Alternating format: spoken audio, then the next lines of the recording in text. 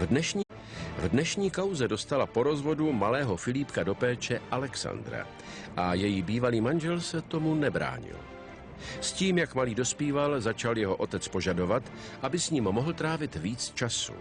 Podle matky v tom má prsty Robertova nová přítelkyně, která se chce s jejím synem předvádět před kamarádkami. Dokonce tvrdí, že pobyt v jejich domácnosti je pro chlapce životu nebezpečný. Kde je pravda a kdo tu lže? A o co jim jde, když ne o dobro dítěte?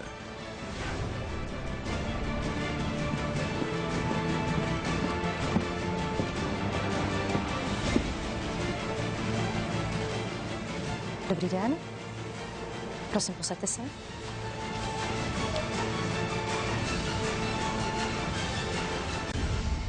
Soud zahajuje jednání v právní věci navrhovatele Roberta Hafnera proti odpůrkyni Alexandře Bláhové o úpravu styku nezletilého dítěte a navrhovatele. Pane navrhovateli, postavte se.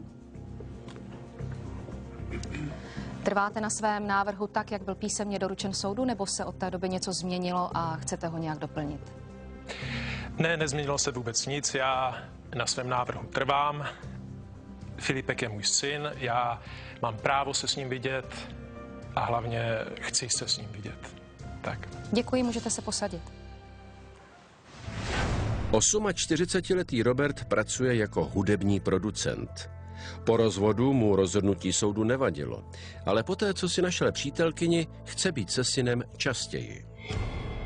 Rozvedli jsme se, protože mě podváděl. Kašlal na mě i na Filipka. A najednou s ním chce být víc. Kde byl, když jsme ho s Filipkem potřebovali nejvíc? Paní odpůrkyně, postavte se. Vy souhlasíte s návrhem? Nesouhlasím. Otec dítěte nemá na Filipka čas, je neustále v práci a nesnesu, aby se mu v takovéto míře věnovala jeho přítelkyně Denisa. Děkuji, můžete se posadit. Alexandra, 40 let, kdysi dělala modelku. Dnes má vlastní salon krásy. Syna miluje a nechce ho svěřit do rukou bývalému muži a hlavně ne jeho milence. Saša vždycky žádlila na mladší a krásnější. A Deniska je kus. No a kdyby to byla nějaká ochechule, ani nemrkne. Paní právní zástupkyně navrhovatele, předneste váš návrh. Vážený soude, navrhovatel řádně plní vyživovací a ostatní povinnosti. Jednání, jehož výsledkem je úprava styku nezletilého s navrhovatelem, proběhlo, když byli nezletilému 4 roky a skutečně závisel na matce. Proto navrhovatel souhlasil s takovou úpravou styku, v jehož rámci měla matka víc času být se synem než on. Teď je však situace taková, že chlapci je 8 let a on by se mu rád věnoval víc, než je uvedeno v rozsudku. Odpůrkyně mu však výslovně brání v kontaktu se synem, i když by chlapec byl rád s otcem. Navrhujeme upravit styk navrhovatele s nezletilým tak, aby byl nezletilý u navrhovatele odsud neděle po lichou neděli v měsíci. Děkuji. Děkuji. Tento návrh je absurdní. Navrhovatel nemá sebemenší důvod požadovat změnu a upřímně ani nerozumím tomu, proč ji požaduje. Na první pohled je zřejmé, že má jiné priority než výchovu dítěte. Pane navrhovateli, postavte se. Ty sluneční brýle budete v průběhu soudního jednání nějak potřebovat? Ne. Můžete si je sundat?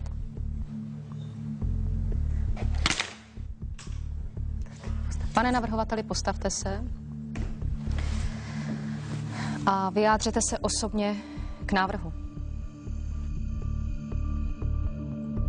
Tak, jak jsem uvedl, Filipek mi chybí. Já prostě myslím, že čas, který nám byl vyměřen soudem, tak je málo. Já se s ním vidím prostě strašně málo. A Saša, tedy moje bývalá manželka, prostě tomuto styku se synem brání, dělá mi naschvály. Jaké naschvály, jak se to projevuje? No tak ona prostě na něj nemá čas a pokud ona nikdy ho nesvěří mně, raději ho dá nějaké kamarádce, to je snad normální, že by, když nemůže být s matkou, tak byl s otcem, že? I když prostě podle práva to být. Jako tak... já na něho nemám čas. No si v práci pořád máš nějaký ten salon. Si pleteš strany. Ne, máš salon a pak sedíš v kavárně s kamarádkama. Ty jezdíš neustále pryč. No někdy mám turné, jezdím pryč, to sem nepatří snad. Já se vrátím k tomu, co jste říkal, že vám odpůrkyně dělá na schvály. Od kdy tento stav trvá? No od rozvodu prakticky, že? A pak se to hodně zhoršilo, když jsem se seznámil s Deniskou, to je moje přítelkyně, a Saša to prostě nemohla vydýchat, že? Od té doby prostě Filipka štve proti mně, mluví o mě špatně před Filipkem, to všechno já samozřejmě se dozvím od toho kluka, protože mě má rád a řekne mi to. Kdy jste začal pociťovat touhu trávit více času s nezletilým? Filipek, já prostě s ním chci být, chci se s ním učit do školy, chci si s ním hrát, chci vidět, jak vyrůstá, já si myslím, že to je úplně normální a prostě bránit otci, aby mohl být se svým synem, když bydlí prostě o 3 ulice od něj, to je absurdní, není v tom žádný problém, aby... O 3 ulice vedle, ty bydlíš úplně na druhém konci. Stejné čtvrti, je to prostě 5 minut, 10 úplně na druhém minut konci pěšky. vesnice. Pane navrhovateli, komunikujte se soudem, odpovídejte na mé otázky. Paní odpůrkyně, uklidněte se. Taky si myslím, no. Pane navrhovateli, vy pracujete v hudební sféře a jste velmi vytížený podle všeho. Máte opravdu vůbec možnost trávit více času se svým synem? Ptám se znovu. Já si prostě ten čas udělám. To bych chtěla vidět. Já si ten čas udělám, mám On nemá vůbec žádný čas. Zájem prostě být se svým klukem. klukem. S Filipkem stýká jenom ta jeho fuchtle. Nemluv prosím tě o Denisce jako o fuchtli. Jako ty prostě normální žádný, je to trapné. Ne. Ale Zlatíčko, já se k tobě nevrátím, víš? Pane navrhovateli, toto si vyřiďte před soudní síní, ano. Pane navrhovateli, komunikujte se soudem. Já vás znovu vyzývám k tomu, abyste se umravnil. Jestli budete přerušovat soudní líčení, tak vám udělím pořádkovou pokutu. Si rád zaplatím, to je fucht. Uklidnil jste se? Jo, úplně klidně jsem. No. Mě nezajímají vaše dovědky, já jsem vám řekla už jednou, že s vámi nebudu diskutovat. Pane navrhovateli, vy žijete ve společné domácnosti s vaší současnou partnerkou. Ano. Jaký má ona na celou situaci názor? Jaký má vztah k vašemu nezletilému synu? Deniska, ona prostě Filipka miluje. To je zlatá ženská. A vemte si, že to je prostě jako pro ní jakoby cizí dítě a ona vlastně se mu absolutně věnuje.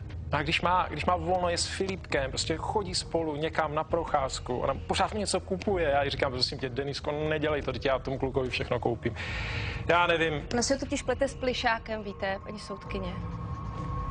Ona neví vůbec, co to je mít nezletilé dítě, starat se o něho. Takže, jak jsem vám řekl, Deniska má Filipka ráda a Filipek má rád ji. A to tě štve, ale to není vůbec pravda. Teď mi posledně Filipek říkal, jak ji nesnáší. No tak to doma asi mamince, aby ji potěšil, protože ví, jak... To vůbec není pravda, teď mu ubližuje. Místo toho, aby se mu teda věnovala místo tebe, tak ho nechá nosit nákupní tašky. No tak, že jako pomůže, o tom jsme se bavili s Filipkem, jakože gentleman, tak pomůže Denisce. Můj syn není váš otrok. Ale jak otrok? Přece jako... Pane navrhovateli, já přeruším opět vaši diskuzi. Všimli jste si, že jste přišli k soudu? Že od toho soudu něco chcete? Že chcete, aby se přišlo na to, jak to může být s vaším nezletilým synem? Vy jste podal návrh a teď bráníte tomu, abychom došli k nějakému závěru. Já bráním, teď ona brání, pořád do toho Křičíte vstupuje. na mě? Já na vás nekřičím, pardon, omlouvám se. Děkuji, soudu to zatím stačí, můžete se posadit. Paní právní zástupkyně, odpůrkyně, předneste vaše vyjádření k návrhu. Vážený soude, odpůrkyně odmítá návrh navrhovatele z toho důvodu, že nezletilý není připraven na takovéto odloučení od matky. Navrhovatel v podstatě navrhuje střídavou péči, kterou zakrývá úpravou styku s tím, že tato střídavá péče musí být v zájmu nezletilého, což v tomto konkrétním případu není. Navrhovatel má takové zaměstnání, které mu umožňuje přicházet domů až v pozdních hodinách, takže bude problematické převzetí i odevzdání nezletilého. Kromě toho tráví mnoho času mimo domov na cestách. Proto soudu navrhujeme návrh zamítnout jako nedůvodný. Děkuji. Děkuji. Paní odpůrkyně, postavte se.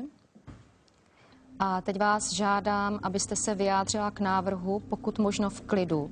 A pokud možno, abyste se vyjádřila v klidu i k tomu, co jste tady všechno zaslechla.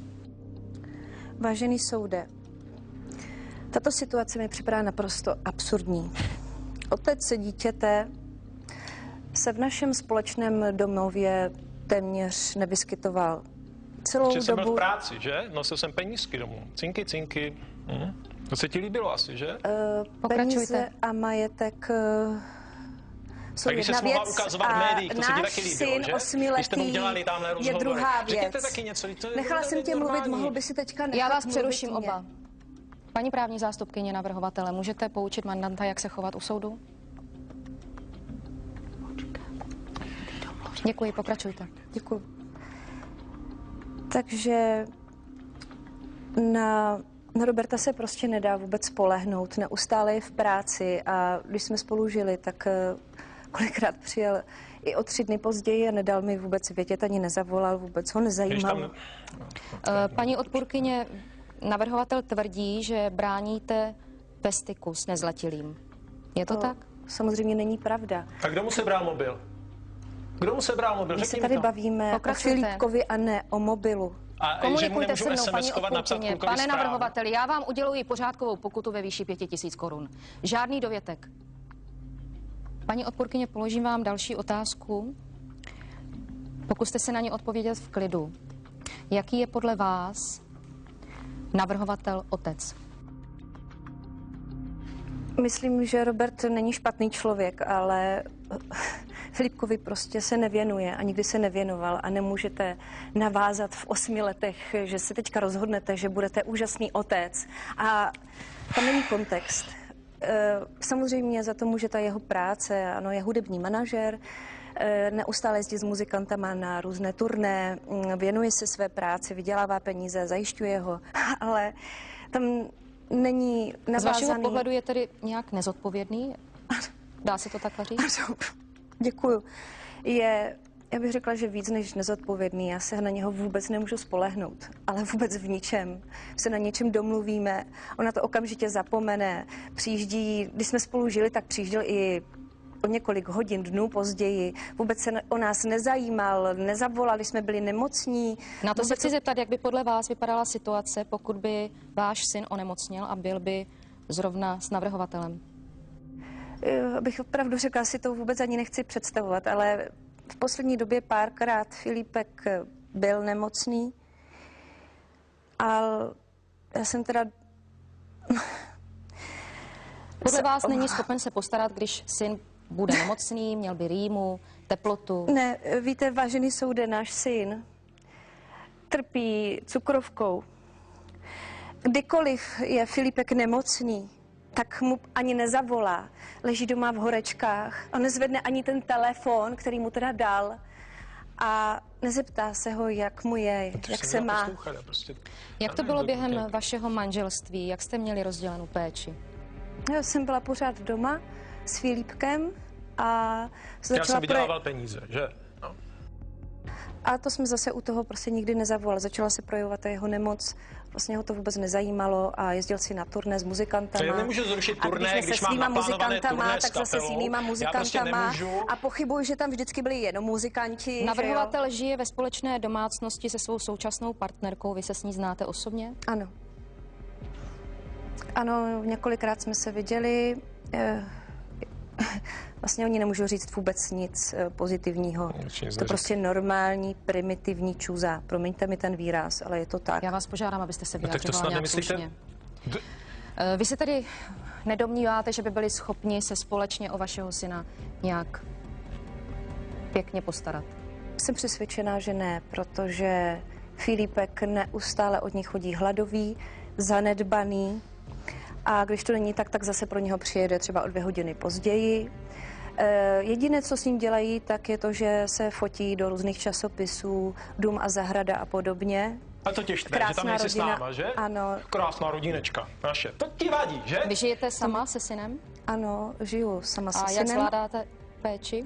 Ale pomáhá mi samozřejmě má rodina, mý příbuzní, má matka, má sestra a přátelé, na které se teda na rozdíl tady od pana Roberta mohu 100% spolehnout. Děkuji, soudu to zatím stačí. Nikdo nechce odpůrkyni malého vzít, no skutečně se k němu chová až příliš úzkostlivě a malému zjevně chybí výchova otce, ale odpůrkyně podle všeho náhradního otce pro něj ani nehledá. Paní právní zástupkyně navrhovatele, můžete klást otázky. Děkuji. Ale zeptejte se na všechno. Paní odpůrkyně, na jaké zájmové kroužky chodí váš syn? Můj syn chodí na výtvarku a na počítačový kroužek. A je to přeci jen malý kluk, malí kluci mají rádi sport.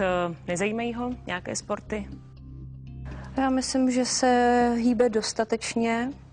Jak už jsem se tady před chvílí zmínila, náš syn trpí cukrovkou a samozřejmě fyzické aktivity jako matka zodpovědná musím hlídat. Ale doktor říká, že úplně klidně může občas sportovat. Já nevím, prostě ona z něho dělá takovou buchtu, že sedí doma. Ale každý normální doktor ti řekne, že dítě nemůže chodit 2krát týdně na trénink, na fotbal, protože je to pro něho smrtelná záležitost. Paní odpůrkyně, pane navrhovateli, chcete, abychom jednání přerušili? Abychom ho odročili už teď? Promiňte. Pane navrhovateli, chcete, abychom jednání přerušili, nebo se chcete dobrat k nějakému závěru? Chci se dobrat k závěru. Postavte se. Chci se dobrat k závěru. A jste schopen se k tomu závěru nějak dobrat? Ano, budu se snažit. Můžete to zopakovat? Že se budu snažit. Můžete se posadit, pokračujte. Děkuji. Tak když se k tomu vrátíme, že teda nemůže sportovat kvůli glykémii, to jste si určila vy sama, nebo vám to řekl lékař? Samozřejmě mi to řekl lékař. Asi nevíte, co to je mít dítě s cukrovkou. Dítě musí být 24 hodin pod kontrolou a náš syn má těžkou cukrovku.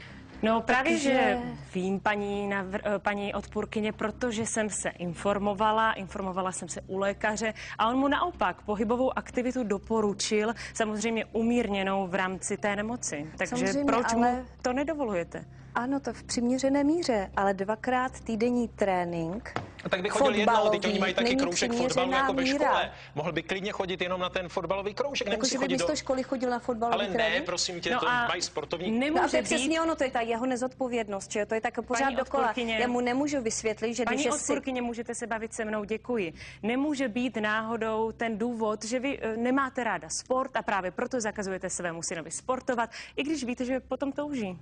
Ale já mu to nezakazuju. Prostě 2hodinový fotbalový trénink není přímo úměrný jeho zdravotnímu stavu. Ale doktor říká, že to může zvládnout. Když bude jednou týdně prostě chodit... Který doktor, prosím tě, kolikrát ty jsi s ním byl u doktora? Tak řekněte něco. Kolikrát, když on není schopný ani mu píchnout inzulín. On nebyl nikdy u toho, když měl glykemický atak. Nikdy. Paní odpůrkyně... Vždycky jsem s ním na pohotovost šla já, vážený soude. Vždycky od malinka jsem řešila tyto zdravotní situace jenom já a on si lítal po svých koncertech a momentálně lítá se s tou svojí čuzou. Dobře, pokud jste dokončila tenhle monolog na téma, proč nemáte ráda mého mandanta, tak mám na vás další otázku. Kdy se vaše vztahy zhoršily, protože evidentně je tady velký problém s komunikací? Naše vztahy se zhoršily i hned po porodu, protože jsem se nemohla věnovat tady panu Robertovi, ale musela jsem se věnovat našemu dítěti. A poté, co nastaly nějaké zdravotní problémy našeho dítěte, tak samozřejmě pan Robert si to začal dostatečně nahrazovat někde jinde a nejenom prací. To se nepatří snad, já nevím, proč o tom mluví? Jedna věc je teda nějaká vaše hrdost, ale vám nevadí, že tyhle špatné vztahy jdou na úkor vašeho syna? Ale já si to vůbec nemyslím. náš syn slečnu Denisu nesnáší.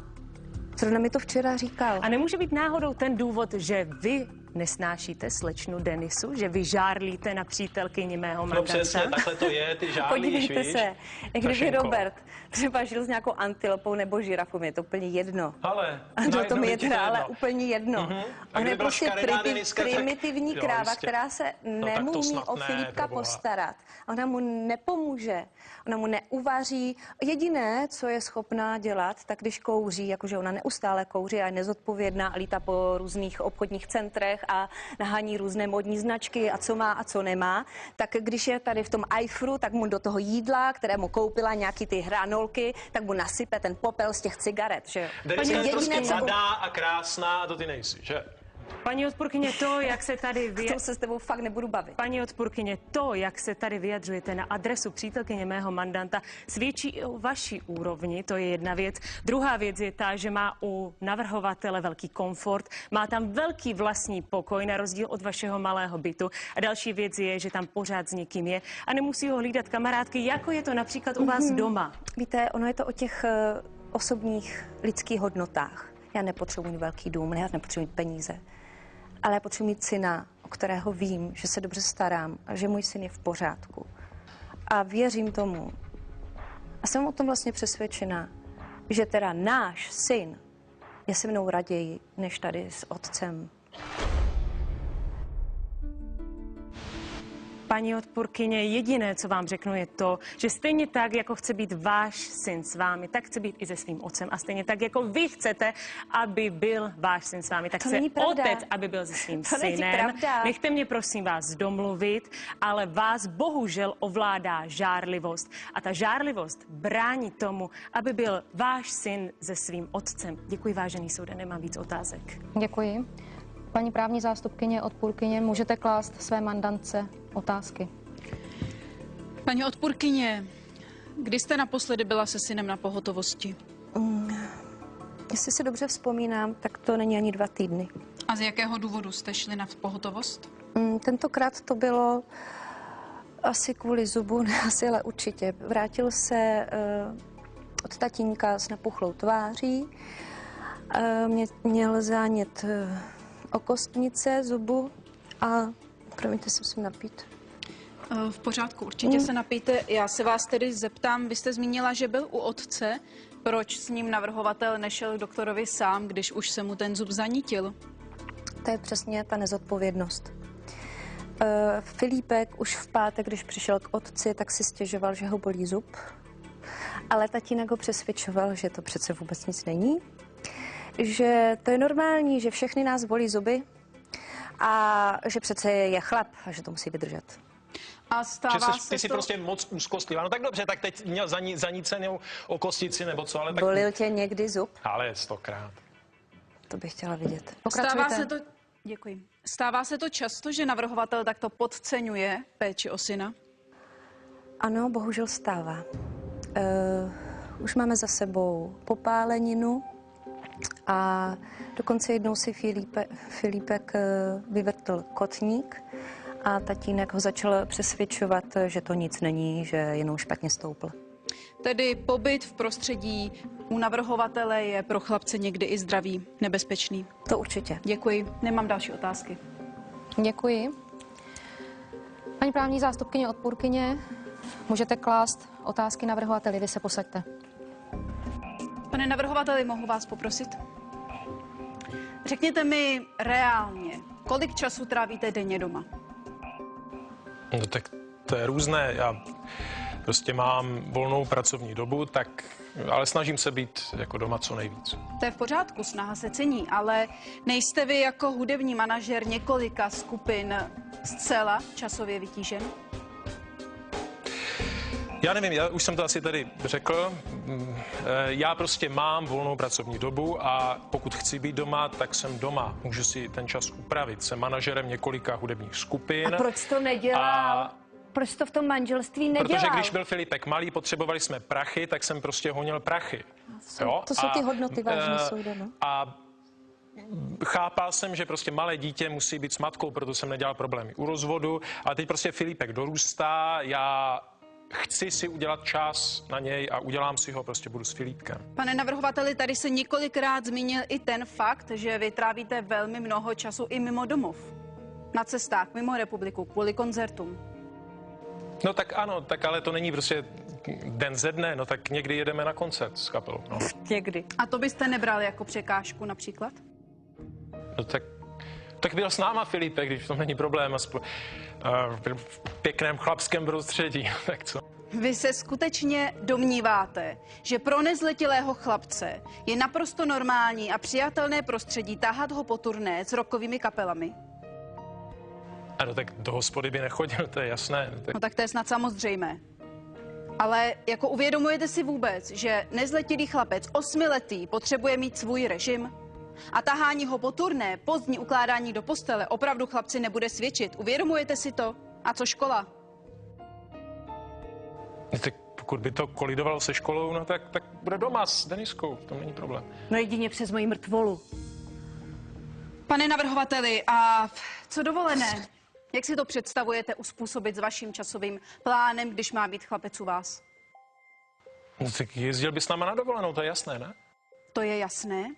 Je zajímavé, že teď je to jasné, ale ještě donedávna to tedy jasné nebylo. To jste radši jel se svojí milenkou na dovolenou sám a zřekl jste se času, který Protože vám mi to byl Saša určený nedovolila. soudem. Já jsem chtěl, Prosím, aby neskákejte mi jel do řeči. Neskákejte mi do řeči. Tak se ptáte, Vy odpovídám, jste se no. vzdal času, který vám byl určený soudem proto, abyste raději jel se svou milenkou na dovolenou. Tedy já se vás ptám, protože tomu nerozumím, proč by to teď mělo být jinak?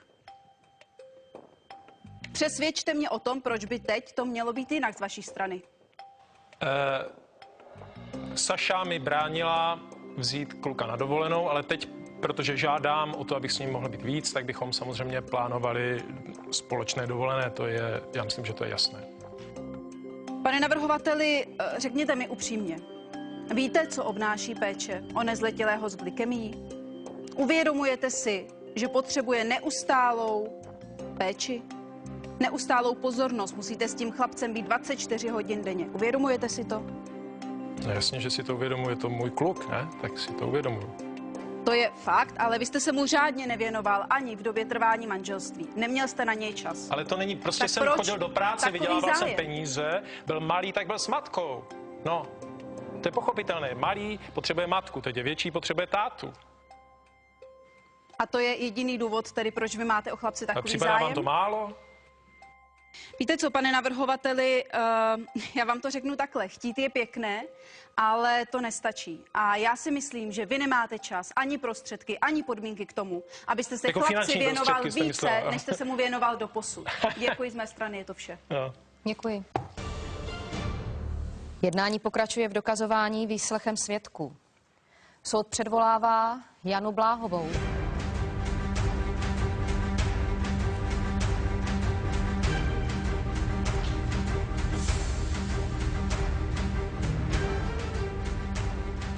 Dobrý den.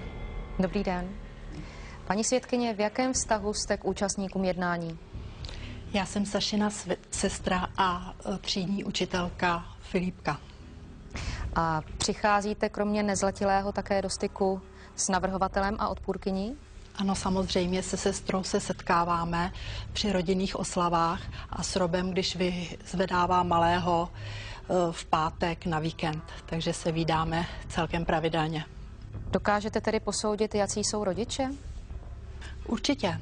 Tak sestra je velmi dobrá matka, to vím, i když připouštím, že je trošinku přecitlivělá, protože Filipek je nemocen, trpí cukrovkou, takže chápu i tu její přehnanou citlivost. A Rob ten neví vlastně, co je to být otcem. Ten to nikdy nezažil. Děkuji. Paní právní zástupkyně odpůrkyně, nechala jste předvolat svědkyni, můžete začít s výslechem. Paní svědkyně, mohla byste nám teď trošku objasnit to, co jste před chvilkou řekla, že pan navrhovatel neví, co je to být otcem? Tak předně Rob je bohém, je to muzikant, už to tady padlo. Takže on se tak choval v průběhu manželství a teď je to ještě horší, jak to sleduji. A co tím myslíte, jak horší? Je ovlivněn přítelkyní, jeho současnou, a Máte na mysli, že se nechává až příliš ovlivňovat svoji přítelkyní? Určitě je to i v otázce volného času. Když slíbil Filipkovi, že pojedou do zooparku, tak potom dostala přednost vlastně přítelkyně a jelo se do nákupního střediska. A opakují se takovéto situace často? Je to tak. Viděla jsem to. On je takový popleta. Prostě on má takové chaotické uspořádání života. Takže to není dobrý příklad pro výchovu. Paní svědkyně, vy jste nejenom teta Filipka, ale také jeho učitelka. Vnímáte chlapce jinak než ostatní děti, třeba více citlivěji? Ano, tak rozhodně citlivěji s ohledem na jeho nemoc, jak jsem již říkala, trpí cukrovkou, ale jinak ho nijak neprotěžuji. Ale sestru protěžuješ, že? Kdyby byla nejhorší matka na světě, tak ty prostě pro tebe jenom sestřička. A že? ty jsi ale směšný, to není ale vůbec žádná pravda. Ale pravda je to, co nosí Filipek do školy. Paní svědkyně, co nosí Filipek do školy? Se ani neptejte. Nosí takové nástroje erotické, no. Já jsem byla úplně překvapená, prostě to je neskutečné, co prostě nosí. Přinesl sáček s marihuanou, nějaké kondomy, naštěstí nepoužité, vibrátory, no hrůza. No tak vibrátor má od maminky, to je neukojená. Vy jste to trošku říkala v náznaku, že snad za to může, nebo ne, že za to může, ale že Filipek to má od navrhovatele. Jak jste na to přišla? On se předváděl asi před spolužáky, ale prostě je to hrozné.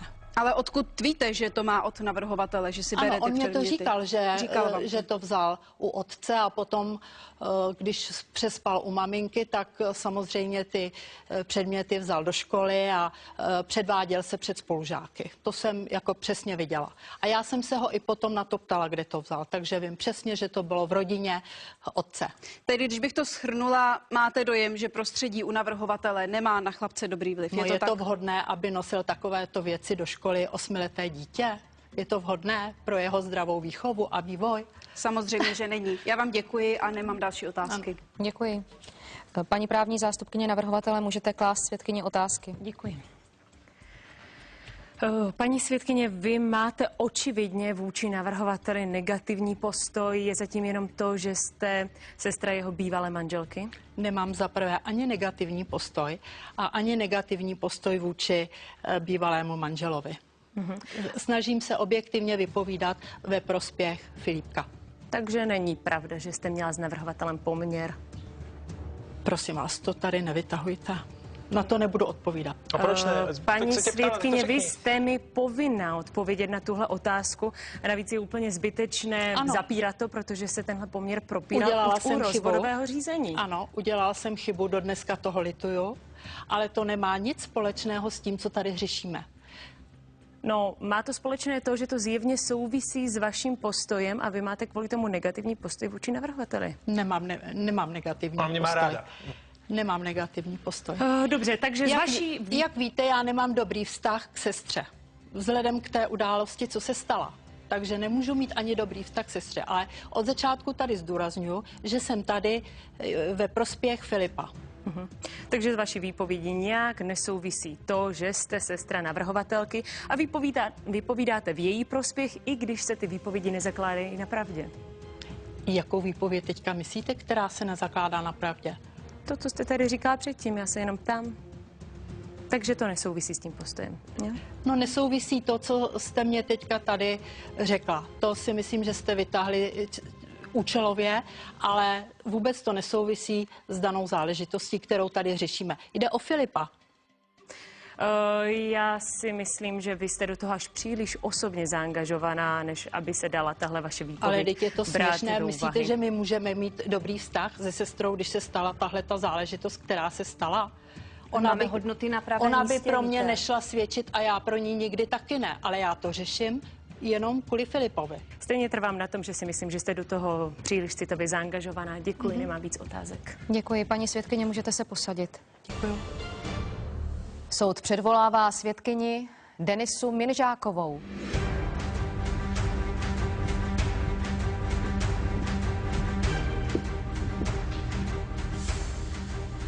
Dobrý den. Dobrý den. Paní svědkyně, v jakém vztahu jste k účastníkům jednání?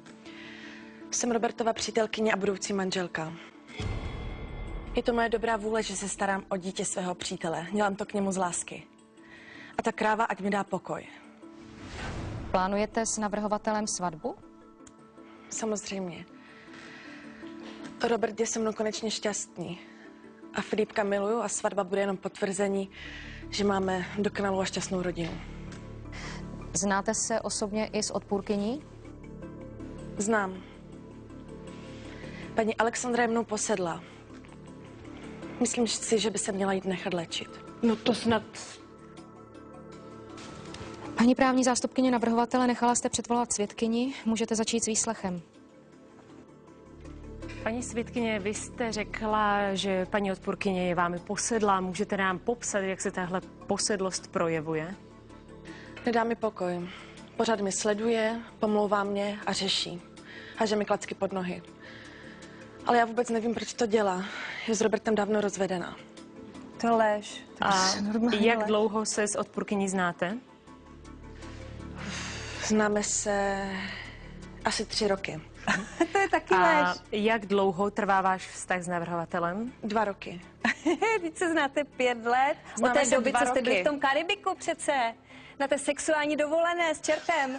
Sexuální dovolená, tak to jsi možná měla ty, ne? Ne, já jsem s ním nikdy v Karibiku nebyla. Jsem se starala o dítě, víš? Jsme spolu 2 roky, máme spolu překrásný vztah, ještě jsme se ani jednou nepohádali.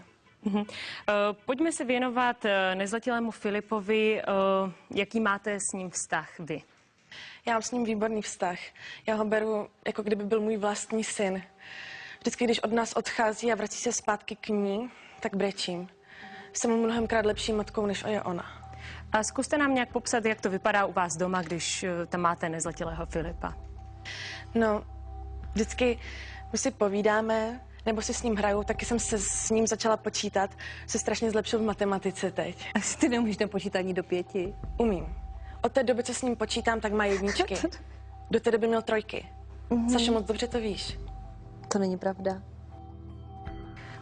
Dobře, takže to je všechno, jak se věnujete nezletilému, kromě toho počítání. No, taky s ním chodím na hřiště, někdy vemu moje z kamarádky a její děti.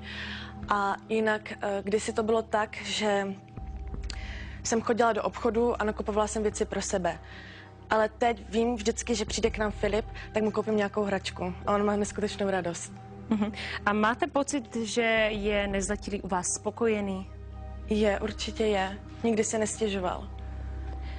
Co by se stalo, kdyby soud vyhověl vašemu návrhu? Vy si myslíte, že byste zvládla péči o nezletilé dítě?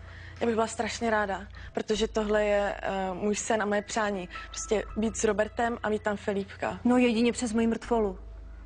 No a co jeho glykémie? Zvládla byste mu píchat inzulín, dbát na jeho stravování, aby se například mohl věnovat i tomu sportu, po kterém tak touží? Když jsem měla 10 roků, bylo mi 10, tak mi umřela maminka a moje sestra měla cukrovku. Byla to těžká chvíle a já jsem se o ní musela starat. A tak vím, jak to funguje. Že ten inzulín vím, kdy ho mám píchnout a vím, jak se o tyhle lidi starat. A proč ho nedala tomu Filipovi, když měl ten záchvat? Filipkovi, Chudinko. nikdy bych nedopustila, To aby mi bylo lež. zlé. Prosím. Nikdy bych nedopustila, aby mi bylo zlé. Teď ti řekla, že ví, jak se má starat o cukrovkáře. A Teď se teď neměla- že to není pravda, je to normálně chudinka, která si nemůže ani pořádně zavázat boty. Paní svědkyně, soustřeďte se na otázky. Takže když to nějak uzavřeme, zvládla byste péči o dítě. Ano, určitě. Děkuji, nemám víc otázek. Děkuji. Paní právní zástupkyně, odpůrkyně, máte otázky na svědkyni? Ano, mám. Prosím. Paní svědkyně, plánujete s navrhovatelem i vlastní děti? Já bych s ním děti hrozně ráda chtěla mít, ale bohužel jen nemůžeme mít. A proč nemůžete mít děti?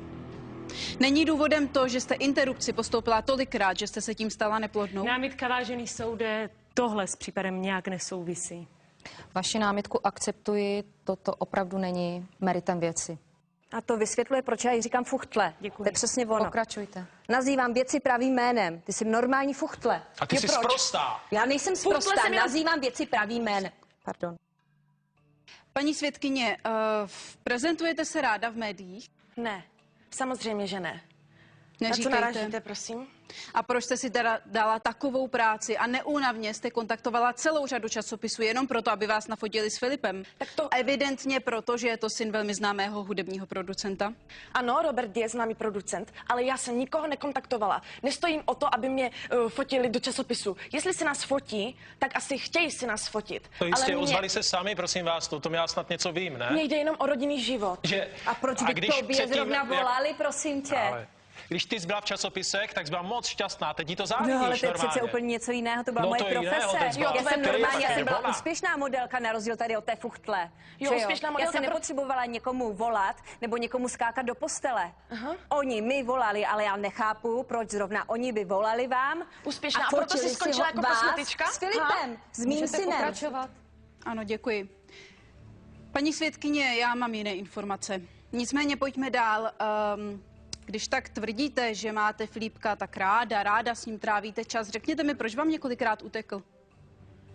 Proč by utíkal? Takže není pravda, že vám několikrát utekl v obchodním centru a vy jste musela být vyvolán rozhlasem. A není pravda, že vám utekl z bytu, málem skočil pod auto, které ho přejelo a vás volala policie? Já si myslím, že to je třeba proto, že se necítí u vás až tak dobře, ano, jak vy tohle tvrdíte. tohle je pravda, ale tohle se nestalo kvůli mně. A kvůli komu, paní svědkyně? Saša ho naočkoval. Prosím. A proč bych nesnáší mě a chtěla, aby utíkal, protože na mě žádný, abych měla zle. skákal pod auto? Paní To svědkyně, je prostě úroveň. Já říkám, že to je primitivní fuchtle. paní svědkyně, posloucháte se? Vy tvrdíte, že matka 8letého chlapce ho naočkovala, aby skočil pod auto jenom proto, že na vás žárlí? Dobře, tak vy mi vysvětlete, proč nikdy neutíkal od nás. Proč začal od nás utíkat, až když Robert podal tento návrh? Přesně.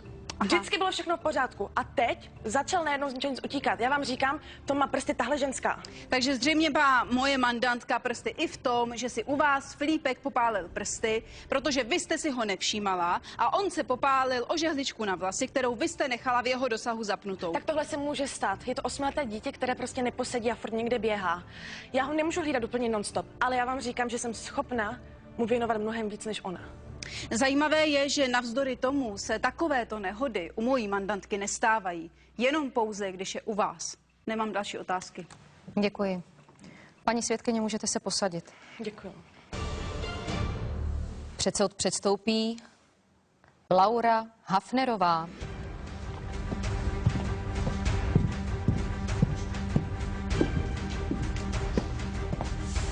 Dobrý den. Dobrý den. Paní svědkyně, v jakém vztahu jste k účastníkům jednání? Navrhovatel je můj fotr, teda otec z prvního manželství. Takovéhle soudy jsou peklo, musela mě asi přeskočit. Nechápu, že jsem sem vůbec přišla. A v jak častém jste spolu v kontaktu? Bývaly časy, kdy jsme se vůbec nevídali, nebyli jsme spolu vůbec v kontaktu, ale teď už je to lepší, pomáhám mu s malým. Paní právní zástupkyně odpůrkyně, navrhla jste předvolání svědkyně, můžete klást otázky.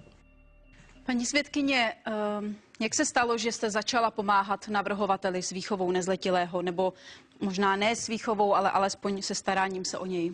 Požádal vás o to? Nepožádal, to bylo úplně náhodou, bylo to asi před rokem, když jsem jedno odpoledne k ním šla, byla jsem s tátou domluvená kvůli hudbě, měl mi pomáhat s nějakým kšeftem. A co se tam dělo, když jste přišla? No, přišla jsem, zvonila jsem, nikdo mi pořád neotevíral, až po nějaké chvíli mi otevřel Filip a to jsem se teda pěkně lekla. Lekla jste se, čeho jste se lekla? Cucal nějakou fixu, pusu měl totálně červenou, no vypadalo to hrozně, mohl se otrávit. A kde v té době byl navrhovatel s přítelkyní? No, tak ty si vesele spali, bylo jim úplně jedno, že je 11 hodin, malý, že je vzhůru a že tam jí fixy. Tedy na základě tohoto jste se rozhodla, že budete pomáhat? Ne, to ještě tenkrát nebylo, popravdě já jsem neměla ani vztah k dětem. A na základě čeho tedy došlo k této spolupráci? Tak párkrát jsem tam k ním přišla, jednou v jednu na oběd a oni spali. Filip už nejídl fixy, ale... Ty nevíš, že mám práci prostě dlouho do noci? A já vím, co jsem viděla. A ty myslíš, že my nemáme ostatní práci? Ty si myslíš, že pracuješ jenom Pokud přijdu ty? po půlnoci, tak prostě spím. Jsi nezodpovědný Vy se o něj párchant. vůbec nestaráte. Nejedl fixy, ale hrál si s nožem v kuchyni. Také jsem ho přistihla, jak přestřihává kabely u počítače. A Tady už bylo vidět, že mu vadí, že se mu nikdo nevěnuje. Ty normálně neustále ohrožuješ dítě na životě. Uvědomuješ si to? A ty by si chtěl ještě rozšířenou péči. No to absurdní. Paní svědkyně, jaký je váš názor na projednávaný návrh? Měl by dostat navrhovatel více času pro styk se svým synem? Myslím si, že určitě ne. Když jsem byla malá, tak o mě se taky nestaral. On není špatný jako otec, ale na takovej čtvrtinový závazek. Víc nezvládá. Já vám děkuji. Z mé strany je to vše. Děkuji. Paní právní zástupkyně navrhovatele, můžete klást svědkyni otázky. Děkuji. Paní svědkyně, vy jste měla kdysi se svým otcem špatné vztahy, které se pak zlepšily, ale mě by zajímalo, z jakého důvodu se opět zhoršily. Nic se nezhoršilo, o čem mluvíte? No tak mluvím o tom, že tady u soudu svědčíte proti vlastnímu otci, navzdory tomu, že vás podporuje finančně i ve vaší hudební kariéře. Tak z jakého důvodu jste proti němu? Já nejdu proti mému otci, ale Filip je můj mladší bráška a hrozně jsem si ho oblíbila. A prostě dokud on bude malý, tak otec se o ně neumí postarat.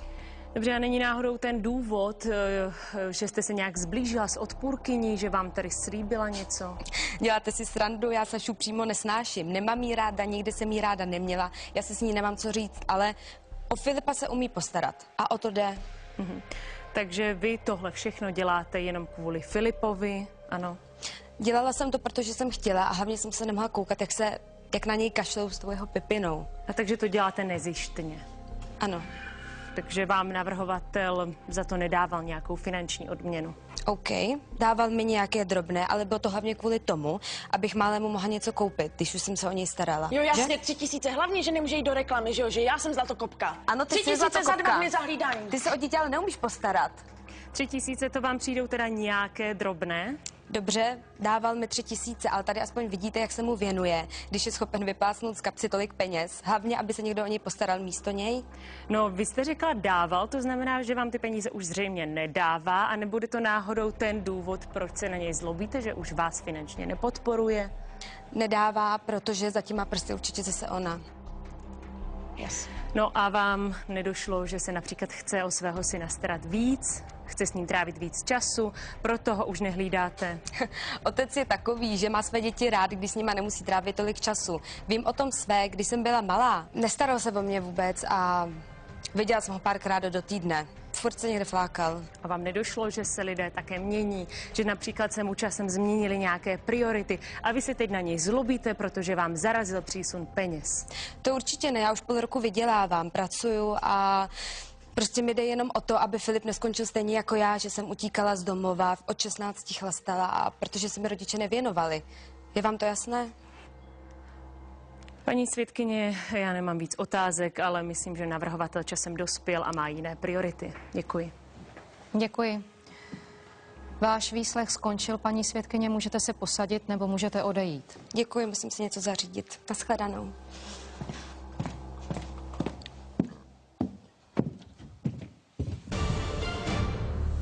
Povstaňte, prosím.